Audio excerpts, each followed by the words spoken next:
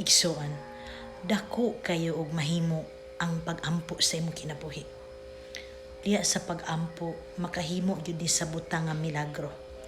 Diya sa pag-ampo, pwede mausab ug mabag-o ang tanan. Yun nga lang, proseso. Kinahanglan ka na bitang mag-ampo ta nga, di ta maghunahuna nga magdali ba?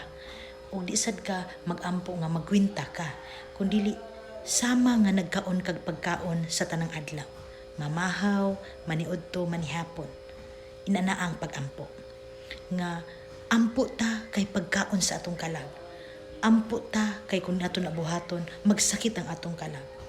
Sama sa pagkaon nga mukaon ta, para kita mabuhi, nga di ta makura o di ta mapasmo. Ingon ania ang pag-ampo sa imong kinabuhi. Kay once maanad, masanay ng imong kalag nga magsikag ampo, pag di ka kaampo, di jud ka mahimutang.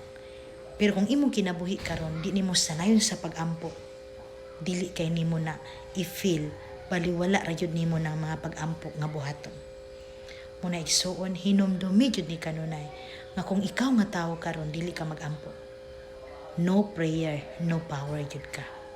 Unsaon unya pagpanalipod nimo, pagpanalipod sa Dios, kung sa higayon nga tagaan kag kasakit sa iyang kaaway, nga wala kay protection nga power of prayer, kay ikaw mismo unsaon pagtabang nga dili man kamay ng puon, wala man kay ampo-ampo, wala kay ila nga naay Dios. Igsuon ang atong panahon karon, grabe na ang kaaway sa Ginoo nga maghimo og kasakit natong mga tawo, hindi ta mag-ampo, luoy kay ta, matugyan ta sa dautan. Ilabi na karon ay mo kalimot nga mag-ampo mo dayong lakaw, kay ang panulay sa kadalanan nag-atang og kinsa ilang bitik mahon. Ilang bang ibiktima. Kung di ta mag-ampo, wala tayo protection. No? Jutay nilang paghataw kasakit nato, pandol denta, luya denta, hangtod, mapukan yun ta. Munang ayaw yun i-underestimate ang power of prayer. Kay ang prayer, pinaka-powerful. God bless you so.